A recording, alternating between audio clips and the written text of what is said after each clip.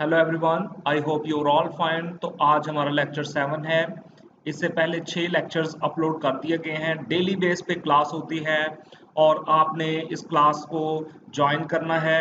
अगर आप अपने टेस्ट को क्वालिफाई करना चाहते हैं तो इन क्लासेस को रेगुलरली लें, क्योंकि मैं डेली बेस पे ये लेक्चर्स अपलोड कर रहा हूँ। ओके, तो हमेशा की तरह मेरा मैसेज आपके लिए ये है कि आप अपने पास पेंसिल और नोटबुक साथ ज़रूर रखें और जो इन्फॉर्मेशन आपको इम्पोर्टेंट लगती है उसको फौरी तौर पर हाईलाइट करें, नोट करें, खुद से नोट्स बनाने की कोशिश करें। तो चलिए स्टार्ट करते हैं। आज जो हमारा टॉपिक है वो है macro molecules of the cell. Cell के मैक्रो मॉलिक्यूल्स। ओके, तो बेटा सबसे पहले देखते हैं मैक्रो मॉलिक्यूल्स क्या होते हैं। Macro molecules are large sized complex molecule. जैसे कि आपने मैक्रो का जो वर्ड है कई दफा सुना होगा और इसका मतलब होता है लार्ज, बिग। ठीक है, तो मैक्रो मॉलिक्यूल्स मतलब बड़े साइज के मॉलिक्यूल्स जिनका मॉलिक्यूलर वेट ज़्यादा होता है। याद करें कि मैंने इसे प्रीवियस लेक्चर्स में आपको बताया था कि मैक्रो मॉलिक्यूल्स वो मॉलिक्यूल होते हैं जिनका मॉलिक्यूलर वेट जो है वो 1000 डाल्टन से ज़्यादा हो। ठीक है, अच्छा, और ये इनका मॉलिक्यूलर वेट भी ज़्यादा होता है और ये कॉम्प्लेक्स भी होते हैं, यानी इनकी स्ट्रक्चर जो है ये बहुत ज़्यादा कॉम्प्लिकेटेड सी होती है, समझना मुश्किल होता है। और आम तौर पर ये पानी के अंदर इनसॉल्युबल हैं। Okay, these are generally insoluble. These are the polymers of micro molecules. ठीक है, और ये जो हैं माइक्रो मॉलिक्यूल्स के पॉलीमर्स हैं। बेटा देखें, मैक्रो मॉलिक्यूल्स माइक्रो मॉलिक्यूल की फॉर्मेशन से ही बनेंगे, यानी माइक्रो मॉलिक्यूल्स आपस में जुड़ेंगे तो मैक्रो मॉलिक्यूल्स बनेंगे। लाइक जब ग्लूकोज ग्लूकोज आपस में मिलता जाएगा तो एक लंबी सी चेन बन जाएगी ग्लूकोज की, जिसको पॉलीसेकेराइड कहते हैं, जो आज हम डिस्कस करने वाले हैं इस लेक्चर में।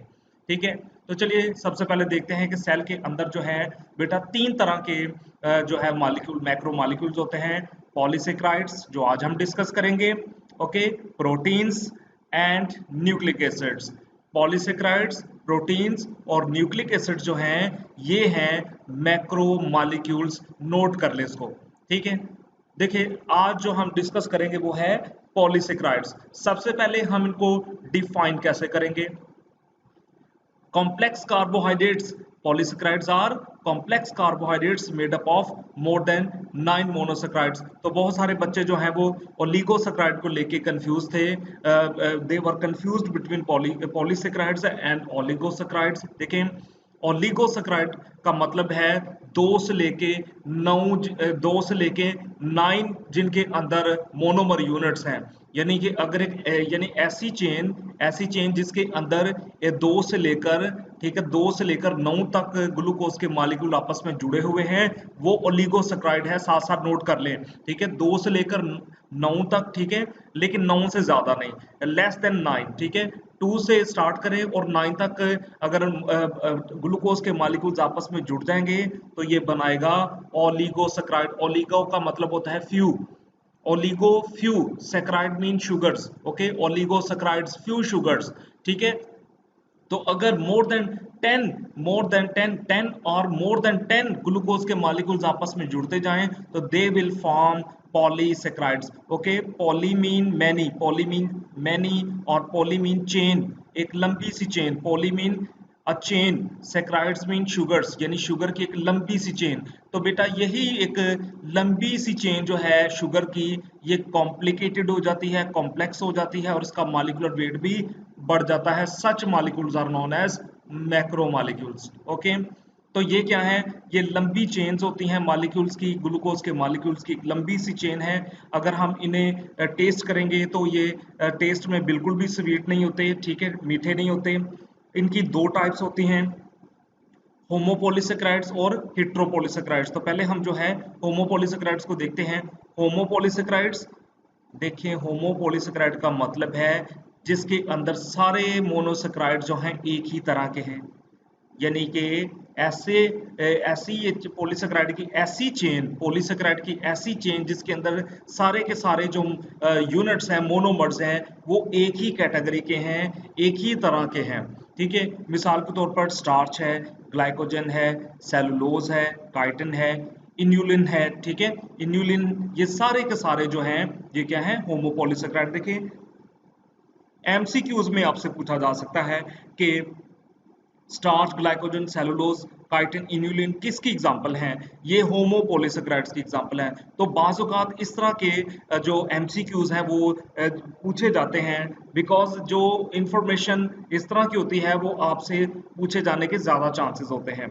Okay, next is heteropolysaccharides. तो बेटा समझ आए, पॉलीसैकेराइड तो ये है, ठीक है, हमें पता है कि ये पॉलीसैकेराइड है, एक लंबी सी चेन है ग्लूकोज के मॉलिक्यूल्स की, लेकिन इसके अंदर जो यूनिट्स हैं, इसके अंदर जो मोनोसैकेराइड्स हैं वो मोर देन वन टाइप के होंगे।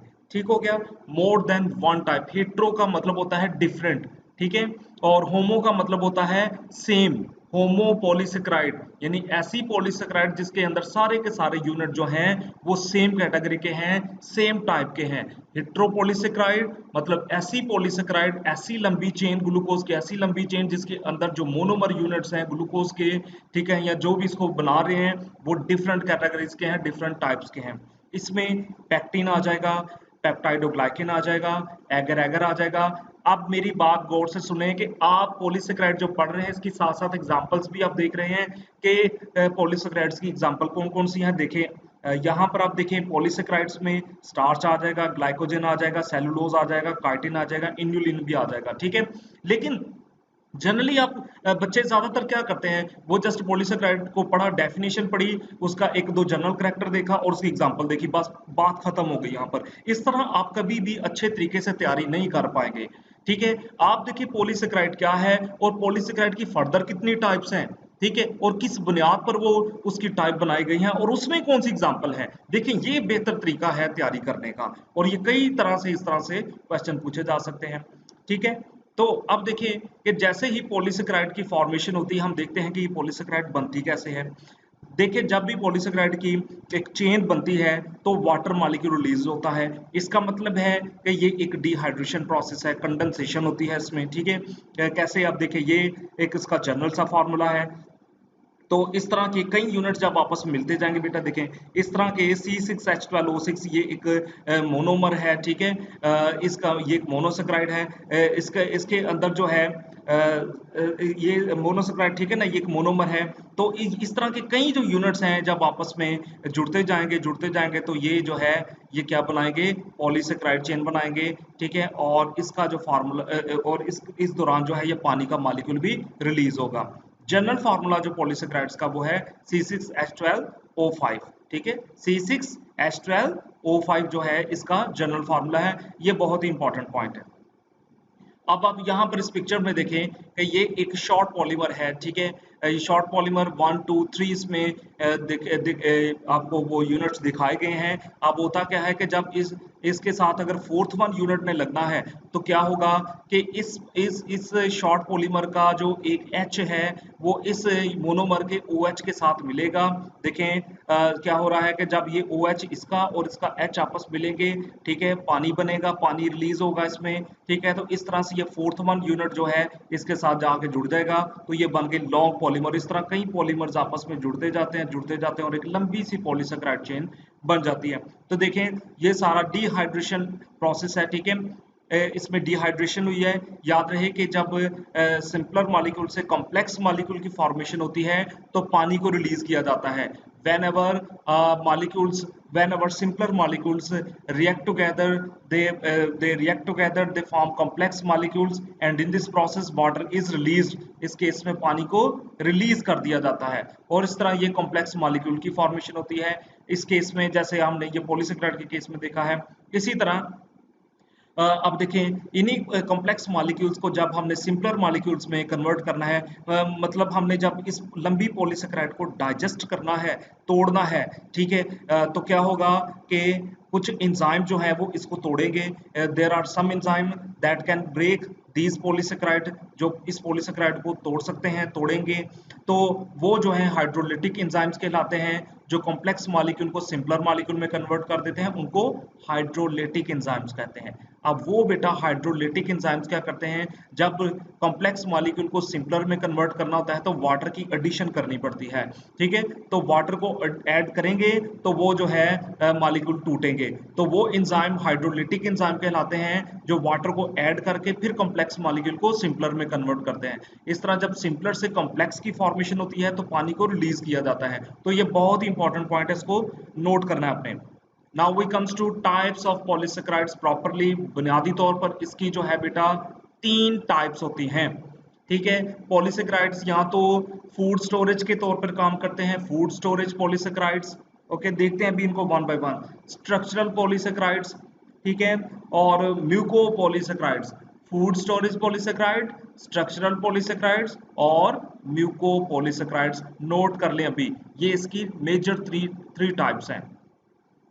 अब आप देखें, इस पिक्चर से समझते हैं कि ये देखें एक आदमी यहाँ पर, इसने एक हाथ में पोटैटो पकड़ा हुआ है, तो पोटैटो के अंदर हमें पता है कि स्टार्च होती है, ठीक है। तो ये जो है जो प्लांट्स हैं अपने कुछ पार्ट्स के अंदर कार्बोहाइड्रेट्स को स्टोर कर लेते हैं जो फोटोसिंथेसिस के नतीजे में बनती है। देखिए खुराक जब फोटोसिंथेसिस होती है तो प्लांट्स उससे अपने खुराक तैयार करते हैं, ग्लूकोज बनाते हैं, फिर उन ग्लूकोज को जोड़ते हैं और कॉम्प्लेक्स कार्बोहाइड्रेट बना देते हैं और अपने डिफरेंट पार्ट्स में इसको स्टोर कर देते हैं। स्टेम के अंदर कर देते हैं, लीव्स के अंदर कर देते हैं, वगैरह वगैरह, जो भी जिसमें भी वो उसको स्टोर करना चाहते हैं। रूट्स में भी कर सकते हैं, ठीक है। तो यहाँ पर देखें इस पोटैटो में इसमें क्या है, फूड स्टोरेज के तौर पर जो है ये स्टार्च मौजूद है, ठीक है। तो देखें ये होगी स्टार्च इसके अंदर, पोटैटो के अंदर, यहाँ पर ये फूड स्टोरेज के तौर पे मौजूद है। अब ये आदमी चूंकि मेहनत कर रहा है, ये पोटैटोस को ज़मीन से निकाल रहा है, तो ज़ाहिर है इसके मसल्स काम कर रहे हैं। तो मसल्स में अब देखें इसके मसल्स के अंदर मौजूद जो ग्लाइकोजन है, ठीक है, जो एक कॉम्प्लेक्स कार्बोहाइड्रेट है लाइक स्टार्च, ठीक है। तो ये इसके जो ग्लाइकोजन है इसके मसल्स में ये ब्रेक होके इसको एनर्जी प्रोवाइड कर रही है, इसी वजह से ये अपना काम कर रहा है, ठीक है। तो देखें यहाँ पर ये ग्लाइकोजन और स्टार्च दोनों फूड स्टोरेज के तौर पे काम कर रहे हैं, सॉरी स्टोरेज के तौर पे काम कर रहे हैं, ठीक है। और यहाँ पर साथ ही ये जो प्लांट लगा हुआ है, इस प्लांट की सेल वॉल में देखें, यही जो पॉलीसेकेराइड्स हैं ये स्ट्रक्चर्ड कर रहे हैं प्लांट की सेल वॉल को, उसको बना रहे हैं। तो यहाँ पर ये स्ट्रक्चरल फंक्शन कर रही है, तो यहाँ पर जो है ये स्टोरेज, यहाँ दोनों में ये क्या कर रहे हैं, स्टोरेज फंक्शन परफॉर्म कर रही है, ठीक है। तो फूड स्टोरेज के हवाले से अगर हम देखें तो फूड स्टोरेज पॉलीसेकेराइड कौन से होते हैं, या तो ये स्टार्च है या ये ग्लाइकोजन है, okay. Food storage polysaccharide starch and glycogen, both these polysaccharides are complex polysaccharides, and the starch is found in plants, while in glycogen is found in animals में ये ग्लाइकोजन होती है। तो सबसे पहले हम स्टार्च को देखते हैं। स्टार्च हमने जैसे फर्स्ट में लेक्चर में देखा है, ठीक है, अभी स्लाइड में मैंने आपको बताया है कि होमोपॉलीसेकेराइड और हेट्रोपॉलीसेकेराइड, ठीक है। पॉलीसेकेराइड की 2 कैटेगरी हैं, ठीक है, होमोपॉलीसेकेराइड और हेट्रोपॉलीसेकेराइड। तो स्टार्च जो है होमोपॉलीसेकेराइड्स की कैटेगरी में आता है और ये लंबे से अल्फा डी ग्लूकोज पॉलीमर से मिलकर बने होते हैं, यानी स्टार्च के अंदर अल्फा डी ग्लूकोज की एक लंबी सी चेन होती है। बहुत सारे अल्फा डी ग्लूकोज आपस में मिलते जाते हैं और लंबी सी चेन बना देते हैं, ठीक है।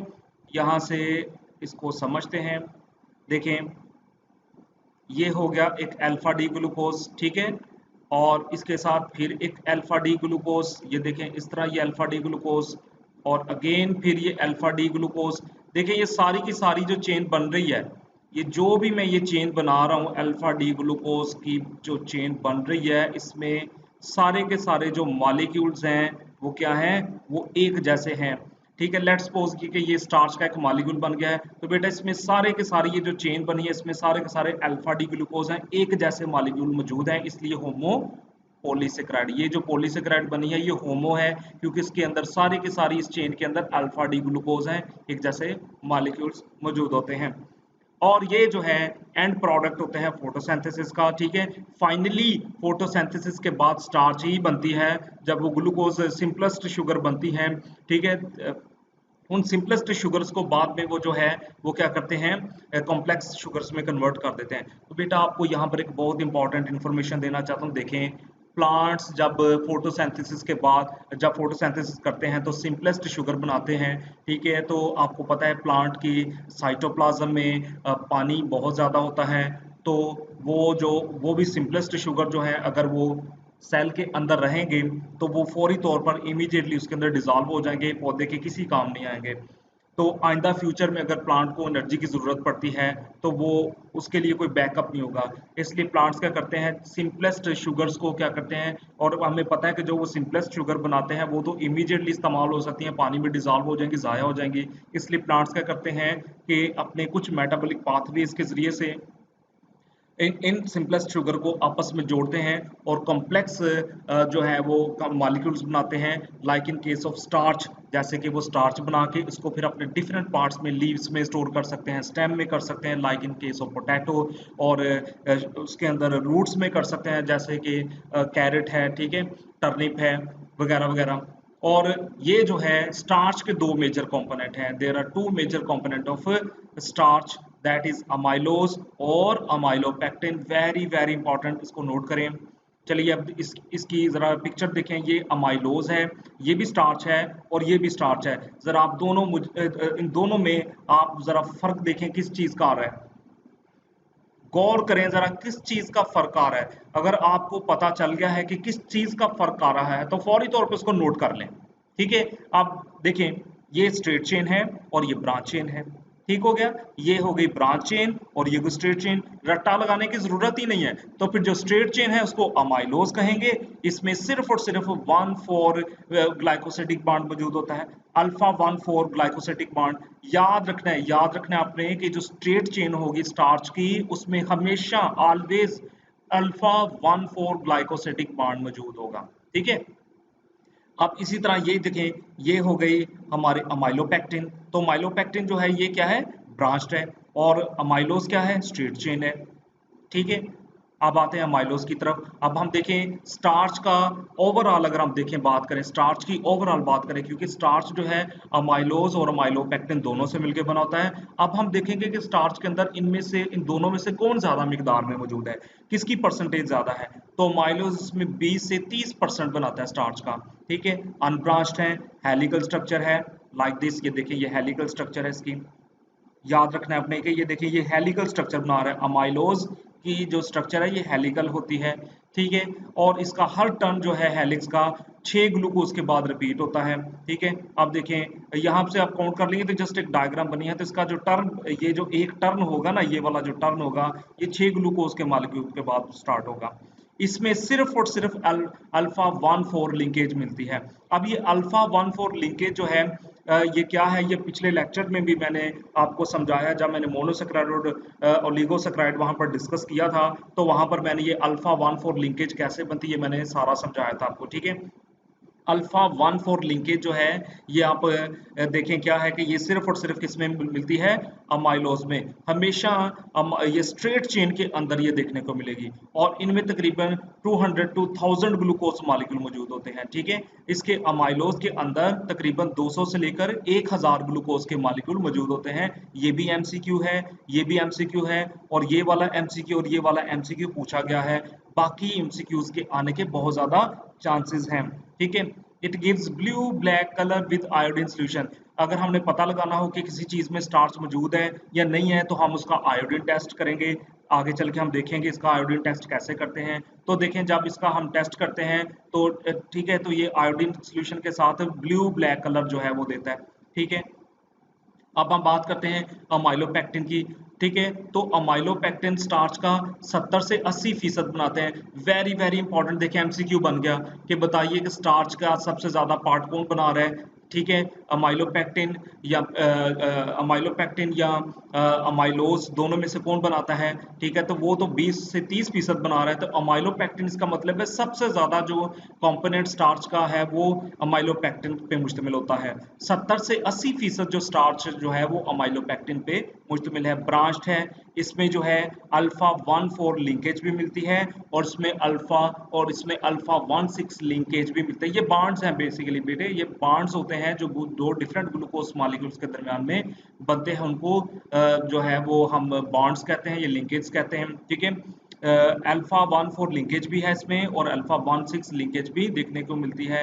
ये देखें, ये हो गई अल्फा 1,6 लिंकेज। ये देखिए ये चेन बन रही है ना इसकी, ये वाली, ये तो नॉर्मल है ना इसका मॉलिक्यूल, ये तो नॉर्मल है। ये जो ब्लू कलर के हैं ये तो नॉर्मल बॉन्ड है अल्फा 1,4 जो स्ट्रेट चेन में भी मौजूद होते हैं। जबकि जो इसकी ब्रांच है, अगर इसके साथ कोई दूसरा आके जो अमाइलोज का मॉलिक्यूल मिल गया है जिससे अमाइलोपेक्टिन बनी है, तो इनके दरमियान में जो बॉन्ड होगा वो अल्फा 1,6 होगा।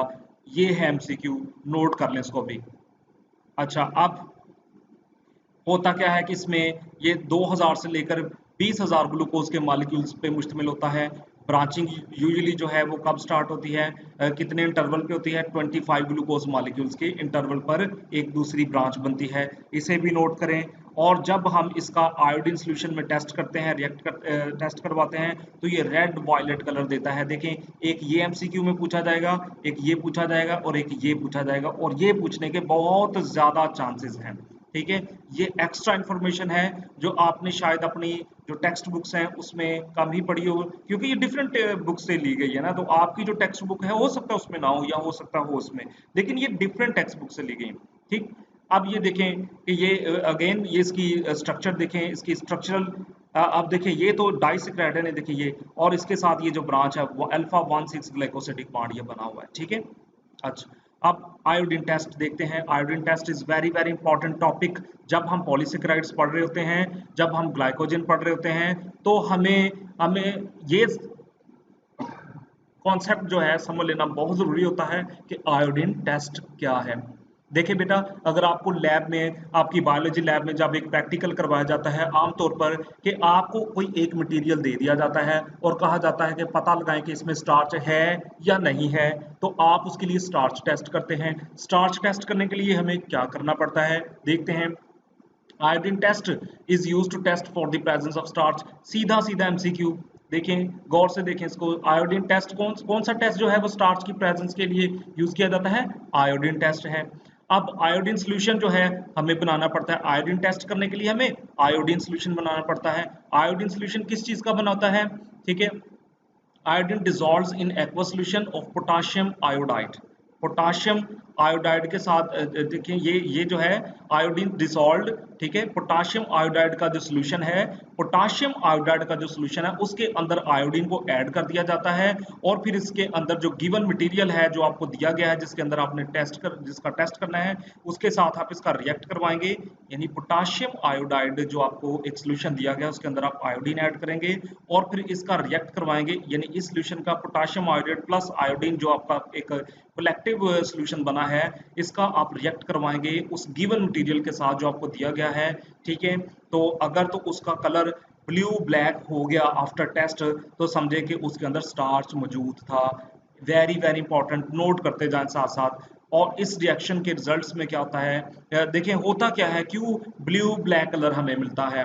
बेटा देखें, इस रिएक्शन के रिजल्ट्स में ये होता है कि पॉली आयोडाइड, ठीक है, पॉली आयोडाइड चेन्स बनती हैं जब हम पोटाशियम आयोडाइड का आयोडीन के साथ जो है वो सॉल्यूशन बनाते हैं, ऐड करते हैं उसको, तो इसकी पॉली आयोडाइड चेन्स बनती जाती हैं। और वो पॉली आयोडाइड चेन्स जो हैं स्टार्च के मॉलिक्यूल के अंदर जो है वो फंस जाती हैं। जो स्टार्च के जो मॉलिक्यूल्स हैं लाइक अमाइलोपेक्टिन और अमाइलोज हैं, वो लंबी लंबी चेन्स होती हैं, वो हेलिक्स में मुश्तमिल होती हैं। तो ये जो पॉली आयोडाइड मॉलिक्यूल्स हैं उस सॉल्यूशन के, वो उन लंबी सी चेन के अंदर, उन स्टार्च के हेलिकल्स के अंदर जो है वो फंस जाते हैं, ठीक है, ट्रैप हो जाते हैं, जिसकी वजह से वो स्टार्च का कलर ब्लैक हो जाता है। तो रीजन देखें क्या है कि पोटाशियम आयोडाइड प्लस आयोडीन का जब हमने सॉल्यूशन बनाया तो इनकी पॉली आयोडाइड चेन्स बनेगी। अब ये पॉली आयोडाइड चेन्स क्या करेंगी, वो स्टार्च के जो हेलिकल स्ट्रक्चर्स हैं लाइक अमाइलोपेक्टिन और अमाइलोज, उनके अंदर जो है वो इंटेंगल्ड हो जाएंगी, फंस जाएंगी, जिसकी वजह से वो स्टार्च जो है वो ब्लैक कलर की हो जाएगी। ठीक, आयोडीन टेस्ट अब देखते हैं। अमाइलोज और स्टार्च और straight chain portion of starch forms helices. आप देखें, अमाइलोज जो कि स्ट्रेट चेन स्टार्च है, ठीक है, अभी हमने इसको डिस्कस किया है। ठीक है, तो जब हम इसका टेस्ट करवाते हैं तो क्या होता है कि इसके छोटे छोटे वो हेलिसेस बन जाती हैं where iodine molecule assembles forming a dark blue black colour. मैंने अभी आपको बताया है कि ये जो जब हम इसका टेस्ट करवाते हैं तो जो पॉली आयोडाइड चेन्स हैं वो इनके अंदर जो है वो ट्रैप हो जाती हैं। इन केस ऑफ अमाइलोपेक्टिन जो कि ब्रांच्ड पोर्शन है, ठीक है, स्टार्च का, फॉर्म्स मच शॉर्टर हेलिसेस, ठीक है, ये इतने ज्यादा हेलिसेस नहीं बनाएंगे and iodine molecules are unable to assemble. ठीक, अब देखें जब अमाइलोज का आयोडीन सॉल्यूशन के साथ रिएक्शन करवाएंगे तो डार्क ब्लू कलर मिलेगा, sorry dark blue black colour, sorry dark blue black colour मिलेगा।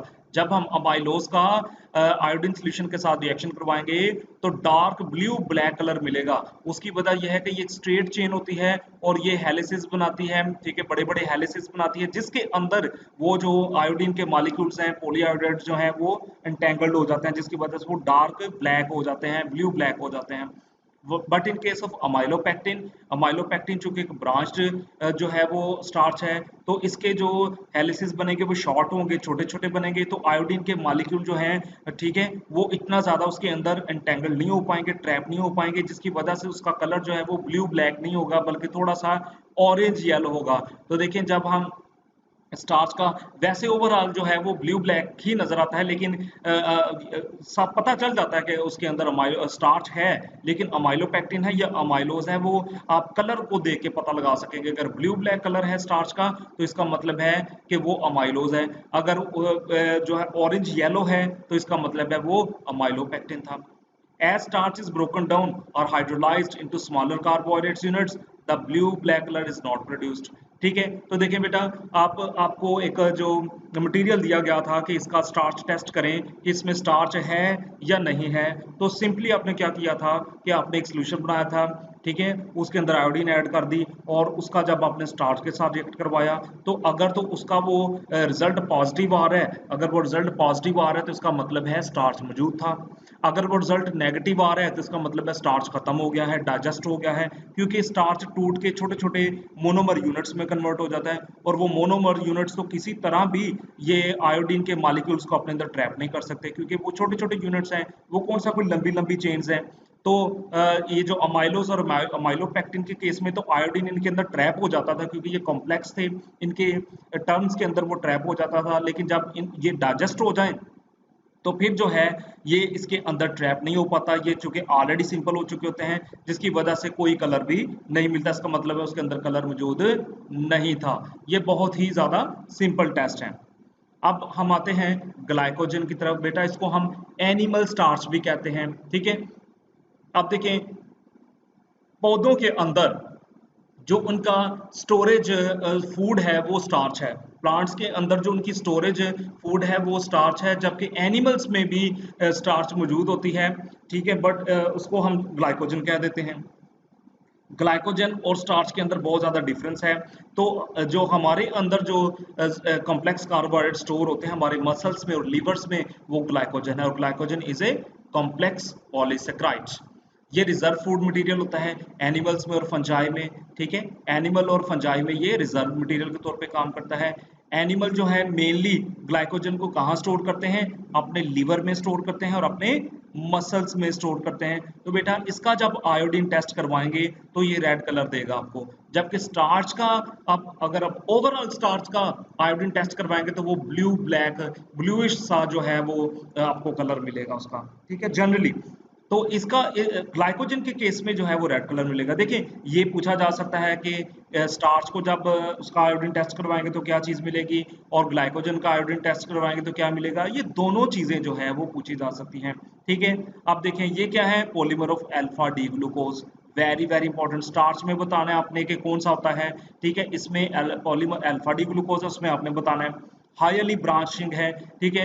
अब स्टार्च के केस में वो इतने ज्यादा ब्रांच नहीं थे, ये बहुत ही ज्यादा ब्रांच्ड होते हैं, इनकी जो ब्रांचिंग है वो 10 to 14 ग्लूकोज मॉलिक्यूल है, ठीक है। याद रहे कि स्टार्च जो है वो इतने ज्यादा ब्रांच नहीं होते जितने ज्यादा ग्लूकोज होते हैं, सॉरी ग्लाइकोजन है, ठीक है। अब आप देखें इसमें 1,4 लिंकेज मिल रही है और 1,6 लिंकेज है इन अ वेल नरिश्ड अडल्ट, ठीक है, इन अ वेल नरिश्ड अडल्ट। ये देखिए ये किसके अंदर लिंकेज है, ये ग्लाइकोजन के अंदर है, इन अ वेल नरिश्ड अडल्ट, ठीक है। एक बालिग आदमी जो वेल नरिश्ड है उसके अंदर जो है वो 350 ग्राम ग्लाइकोजन मौजूद होती है।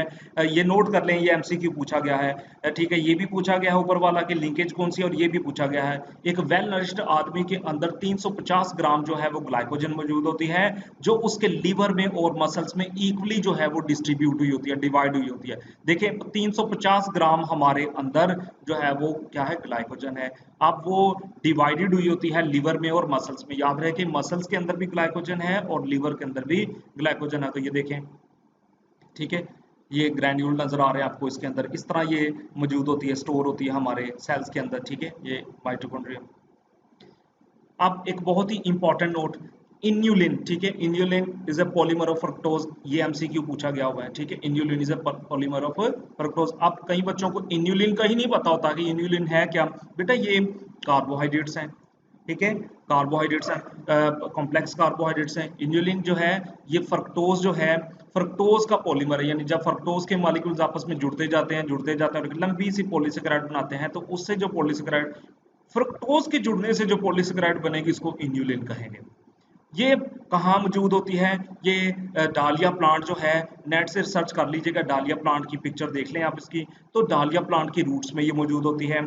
इसको हम मेटाबॉलाइज नहीं कर सकते। इंसान अगर डालिया प्लांट को खाता है, इसकी रूट्स को थोड़ा सा खाता है, तो उसमें मौजूद इन्यूलिन को हम डाइजेस्ट नहीं कर पाएंगे, ठीक है। आप देखें कि इसको डाइजेस्ट नहीं कर पाएंगे, तो ये ऐसी की ऐसी ही जिस्म से एक्सक्रीट हो जाएगी। तो डॉक्टर्स जो हैं इसको एक क्राइटेरिया बना लेते हैं। अब देखें, ये जो है किडनीज के थ्रू जो इन्यूलिन है, ये हमारी किडनीज के थ्रू जो है एक्सक्रीट हो जाती है, सही।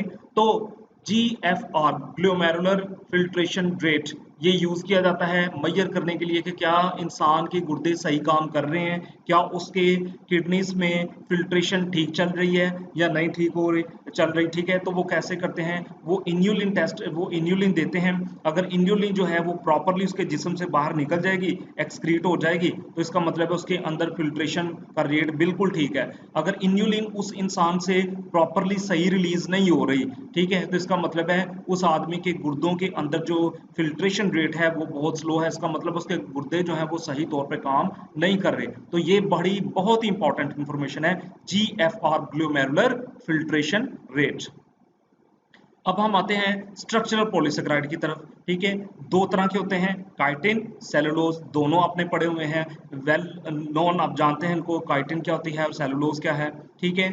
अब सबसे पहले तो हम आते हैं काइटिन की तरफ। तो बेटा ये कहाँ मौजूद होती है, ये फंजाई की सेल वॉल में मौजूद होती है। फंजाई जो है उनकी सेल वॉल में मौजूद होती है। इसके अलावा इंसेक्ट्स के एक्सोस्केलेटन में भी मौजूद होती है chitin, okay. So it is very important, क्योंकि ये एनिमल्स को, यानी इन केस ऑफ इंसेक्ट्स उनके एक्सोस्केलेटन में, और फंजाई को जो है स्ट्रक्चर्ड करती है, सपोर्ट प्रोवाइड करती है, ठीक है। तो अब ये क्या है, पॉलीमर है, एन एसिटाइल ग्लूकोजामाइन, ये है जी, एमसीक्यू पूछा गया है। इसमें लिंकेज जरूर पूछी जाती है। Polymer of N acetyl glucose amine जो है, काइटन क्या है, polymer of N acetyl glucose amine, यानी अमाइनो शुगर। आपने ये बताना, ये प्रीवियस लेक्चर में मैंने आपको ये बताया हुआ है कि अमाइनो शुगर्स क्या होती हैं, ठीक है, कितनी टाइप्स की, ये मोनोसेकेराइड्स कितनी तरह के होते हैं, ये सारी बातें मैं पीछे कर चुका हूँ। सेकंड मोस्ट अबंडेंट है ये जो है काइटन, सेकंड मोस्ट अबंडेंट है अर्थ के ऊपर, ये शुगर जो है, ये पॉलीसेकेराइड्स सेकंड मोस्ट अबंडेंट है अर्थ के ऊपर। तो चलिए आपने बताना है कि पहला कौन सा है, अगर आपको पता है तो नोट कर ले। पहला है सेलुलोज। तो इसका मतलब है कि सेलुलोज के बाद जो सेकंड मोस्ट अबंडेंट कार्बोहाइड्रेट है वो है काइटिन। नोट कर लें, एमसीक्यू में पूछा गया है ये, ठीक। आगे ये देखिए काइटिन का फार्मूला, ठीक है, ये इसका स्ट्रक्चरल फार्मूला है, ये है इसकी शुगर, ठीक है, ये शुगर है, और ये इसके अंदर जो है ये वो अमाइनो जो ग्रुप है, ठीक है, ये वाला ये देखें, ठीक है, ये एन एसिटाइल ग्लूकोज अमाइन, ठीक है, अमाइनो शुगर, ठीक है, अमाइनो शुगर, ये देखें, ये अमाइनो और ये शुगर, ठीक है, ये इसका फार्मूला है। अब हम आते हैं सेलुलोज की तरफ। फाइब्रस होमोपोलीसेक्राइड्स हैं, सेलुलोज आर फाइब्रस होमोपोलीसेक्राइड्स, यानी कि सेलुलोज में मौजूद जो चेन्स हैं पॉलीसेक्राइड्स की, वो सारी की सारी चेन्स एक ही तरह के यूनिट से मिलकर बनी हैं। High tensile strength. इसका बेटा ये मतलब है कि अगर सेलुलोज के मॉलिक्यूल्स को निकाल कर अगर आप उसको खींचेंगे तो वो लंबा होता जाएगा, टूटेगा नहीं बल्कि लंबा होता जाएगा, ठीक है, और थिन होता जाएगा और लंबा होता जाएगा। ठीक हो गया। बहुत मुश्किल है कि वो टूटे, टूट जाएगा लेकिन आप उसको खींचते जाएंगे वो इतनी जल्दी टूटेगा नहीं, बल्कि उसकी लंबाई में इजाफा होता जाएगा और थिन होता जाएगा। This is called tensile strength. इसको हम क्या कहते हैं? Tensile strength. फिजिकल केमिस्ट्री में आप ये जो टर्म्स हैं इस तरह की पढ़ेंगे। Component of plant cell wall, तो हाई टेंसाइल स्ट्रेंथ की वजह से इनको जो है प्लांट की सेल वॉल का पार्ट बना दिया जाता है। ये क्या है? पॉलीमर है बीटा डी ग्लूकोज के। ये एमसीक्यू पूछा गया था, ठीक है, ये एमसीक्यू बहुत ही इंपॉर्टेंट है। पॉलीमर है, सेलुलोज क्या है? पॉलीमर है बीटा डी ग्लूकोज के। ये कई दफा 3 से 4 दफा ये एमसीक्यू पूछा गया है। हैविंग बीटा 1,4 लिंकेज, लिंकेज कौन सी है ये भी पूछा गया है। Polymer of beta D glucose ये भी पूछा गया। दोनों जो है ये एग्जाम में आ चुके हैं। तो देखिए सेलुलोज में से कोई इंपॉर्टेंट पॉइंट यहाँ पर है तो वो ये है, और इसका मतलब अगर ये पूछा जा सकता तो इनमें से कोई चीज जरूर पूछी जा सकती है। ठीक है। सेलुलोज जो है इन अ सेलुलोज चेन तकरीबन जो है 3000 से लेकर 6000 ग्लूकोज के मॉलिक्यूल जो है वो मौजूद होते हैं। जनरल नॉलेज की ये बातें हैं। ये जो है आयोडीन सोल्यूशन के साथ रिएक्ट नहीं करते, वेरी वेरी इंपॉर्टेंट, और ये भी जो है ये पूछा गया था। ठीक है। अच्छा अब जो है अब इसमें अब देखें ये है लिंकेज। ओके, ये देखें ये इसमें लिंकेज दोनों के अंदर दिखाई गई, ये स्टार्च के अंदर है, ये सेलुलोज के अंदर है। ठीक है, सेलुलोज ये स्टार्च दोनों के अंदर जो है ये लिंकेज दिखाई। अब ये देखें प्लांट की सेल वॉल में दिखाया गया है कि ये देखें ये कोई लीफ है, वहां से उसका एक सेल जूम इन किया गया है, और सेल की सेल वॉल में देखें किस तरह से ये फाइबर्स की फॉर्म में अरेंज्ड है। इसको देखें इलेक्ट्रॉन माइक्रोस्कोप से दिखाया गया है कि किस तरह से ये फाइबर्स, अब इन फाइबर्स को जब मजीद जूम इन करके देखेंगे तो देखें ये इस तरह के होते हैं। देखें ये आपको स्ट्रक्चर्स नजर, ये देखें सेलुलोज के मॉलिक्यूल्स हैं सारे, beta D glucose monomers, these are all beta D glucose monomers. अब आते हैं म्यूकोपॉलीसेक्राइड्स। म्यूकोपॉलीसेक्राइड जो है ये स्लाइमी सब्सटेंस बनाते हैं चीजों के अंदर। ठीक है, म्यूसिलेज की फॉर्मेशन करते हैं प्लांट्स के अंदर, या जिनके अंदर भी ये मौजूद होते हैं उनके अंदर ये म्यूसिलेज की फॉर्मेशन करते हैं। इनको कॉमनली हम म्यूसिलेज भी कहते हैं। गलैक्टोज, मैनोज, यूरोनिक एसिड और दूसरे शुगर के डेरिवेटिव्स हैं ये म्यूकोपॉलीसेक्राइड्स। ये देखें ये बातें भी पूछी जा सकती हैं। बस आपने पॉलीसेक्राइड की डेफिनेशन, उसकी एग्जांपल, उसके मेन करैक्टर पढ़ के बस नहीं हो जाना, उसकी टाइप्स पढ़ के बस नहीं हो जाना, बल्कि इन चीजों को भी साथ साथ लेके चलना है। यही तैयारी है। जितना ज्यादा आप चीजों को ब्रॉड स्पेक्ट्रम से कवर करेंगे उतनी ज्यादा आपकी अच्छी तैयारी होगी और उतना ज्यादा आपका उन टॉपिक्स में इंटरेस्ट डेवलप होगा। आपने जस्ट इंटरेस्ट को डेवलप करना है अपने। बहुत ही इंटरेस्टिंग चीजें होती हैं, अगर आप इनको समझने की कोशिश करेंगे तो ये बहुत ही ज्यादा इंटरेस्टिंग है। इसकी एग्जांपल जो है वो कॉन्ड्रोइटिन सल्फेट है जो हमारी कार्टिलेज में मौजूद होती है। देखें म्यूकोपॉलीसेक्राइड्स की लोकेशन क्या है, हमारे सेल्स में, हमारी बॉडी में मौजूद जो कार्टिलेज है, सॉफ्ट बोन है, उसके अंदर ये मौजूद होती हैं कॉन्ड्रोइटिन सल्फेट। ठीक है, इसकी example chondroitin sulphate is a mucopolysaccharide. ठीक है, हाइलोरियोनिक एसिड जो है ये हमारे कनेक्टिव टिश्यू में मौजूद होती है। ठीक है, हस्क ऑफ प्लेंटेगो ओवेटा। ठीक है, अस्पगोल जो है ये प्लांट है। अब इस प्लांट के जो सीड हैं, इन सीड से के ऊपर एक हस्क सा छिलका होता है, उसको निकाल दिया जाता है। ठीक है, पानी के अंदर जब इसको डिजोल्व किया जाता है तो ये चिपचिपा सा एक सब्सटेंस पैदा करता है, ये चिपचिपा हो जाता है। और जिन लोगों को कॉन्स्टिपेशन की प्रॉब्लम होती है, ठीक है, वो फिर जब इसको यूज करते हैं तो उनकी ये डाइजेस्टिव ट्रैक को जो है वो स्मूथ करने में हेल्प करता है, वेस्ट मटेरियल की एलिमिनेशन में हेल्प करता है। तो इस तरह ये कॉन्स्टिपेशन के बेस्ट ट्रीटमेंट है हस्क प्लांटेगो ओवेटा। ठीक, ये देखें ये है इसकी स्ट्रक्चर है। ये डिफरेंट टाइप्स के जो हैं आप देखिए म्यूकोपॉलीसेक्राइड्स हैं, कॉन्ड्रोइटिन 6 सल्फेट है, कैरोटीन सल्फेट है, हेपरिन है, हाइलोरियोनेट है, डर्मेटिन सल्फेट, ये डिफरेंट टाइप्स के जो हैं वो म्यूकोपॉलीसेक्राइड्स दिखाए गए हैं। अब एक इंपॉर्टेंट पॉइंट, हेमीसेलुलोज जो है ये क्या है, बहुत सारे बच्चों ने शायद एफएससी लेवल पे ये कम ही टर्म सुनी हो या सुनी हो। देखें hemicellulose is a mixture of polysaccharides. Okay, किस चीज का है, जाइलोलोज का, मैनोज का, ग्लैक्टोज का, अरेबिनोज का। तो देखें ये नोट कर लें साथ साथ कि किस किस शुगर का मिक्सचर है। ठीक है, hemicellulose is a mixture of cellulose, mannose and galactose, arabinose. अब ये जो एक एंजाइम है सेलुलेज, सेलुलेज एंजाइम जो है वो सेलुलोज को डाइजेस्ट करता है। याद रहे कि सेलुलोज को डाइजेस्ट करने वाला जो एंजाइम है वो सेलुलेज है, ठीक है। और ये जो है माइक्रोब्स में मौजूद होता है। वो तमाम माइक्रोब्स जो सेलुलोज को डाइजेस्ट करते हैं, जिसमें प्रोटोजोआ भी आ जाते हैं, जिसमें बैक्टीरिया भी आ जाते हैं, जो भी हैं, ठीक है। वो इसमें कुछ प्रोटोजोआ और कुछ बैक्टीरिया जो हैं वो क्या करते हैं कि इसको डाइजेस्ट कर सकते हैं। It's acts upon cellulose, it acts upon cellulose, ठीक है। ये सेलुलोज के ऊपर एक्ट करते हैं और उसको जो है सेलोबायोज में कन्वर्ट करते हैं। सेलोबायोज एक डाइसेक्राइड है। लास्ट क्लास में पिछले लेक्चर में भी ये बात हुई है। सेलोबायोज क्या है? देखिए, जब प्रोटोजोआ कुछ प्रोटोजोआ एनिमल्स के अंदर जो हर्बीवोर्स हैं, जब वो घास खाते हैं तो उस घास में उनके उसमें मौजूद या जब वो खुद जो हैं वो ऐसे मटेरियल्स की डाइजेशन करते हैं तो डायरेक्टली वो मोनोसेक्राइड नहीं बनाते, बल्कि उसके इन बिटवीन जब वो यानी ये प्रोटोजोआ जब सेलुलोज को डाइजेस्ट करते हैं तो डायरेक्ट मोनोसेक्राइड्स नहीं की फॉर्मेशन नहीं होती, सिंपल शुगर की फॉर्मेशन नहीं होती, बल्कि उससे पहले जो है वो डाइसेक्राइड शुगर बनती है जिसको सेलुबायोज कहते हैं। तो ये वो सेलुबायोज है, ठीक है। पार्शियल डिग्रेडेशन ऑफ सेलुलोज की जो है रिजल्ट में ये बनते हैं। तो बेटा सेलुबायोज का जो ये पूरा नाम है ये एग्जाम में पूछा गया था, इसलिए मैंने ये बता दिया है। 4O beta D glucopyranoside D glucose, ठीक है। ये सेलुबायोज का नाम है। ये आपने नाम भी याद कर लेना, उसके साथ इसका स्ट्रक्चर भी देख लेना है आपने। 4O beta D glucopyranoside D glucose, ठीक है। तो चलिए, आज हमने जो है बहुत कुछ सीखा है। मैक्रोमॉलिक्यूल्स में जस्ट हमने पॉलीसेकेराइड को डिस्कस किया है। जो भी मेन मेन बातें पूछी जा सकती हैं वो डिस्कस की हैं। ये आपने साथ साथ अगर नोट किया है तो बहुत अच्छी बात है। मज़ीद भी आपने खुद भी इनको खुद भी मेहनत करनी है, इन चीज़ों को खुद भी लेके चलना है, समझना है, तभी ये चीज़ें जो है आपको समझ में आएगी। तो चलिए, नेक्स्ट लेक्चर में हम मिलेंगे। तब तक के लिए खुदा हाफिज़, God bless you all, thank you.